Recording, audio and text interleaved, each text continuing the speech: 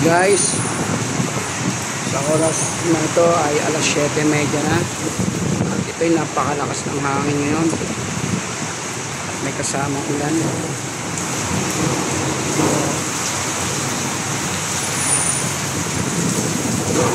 Grabe, napakalakas ng ulan.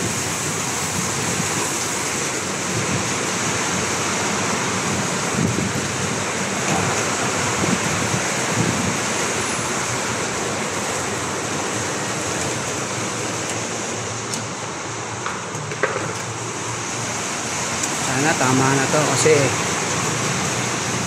babaha na naman to dito. Traffic na dahil baha na sa Port State. Okay guys, wait lang. Thank you so much and peace.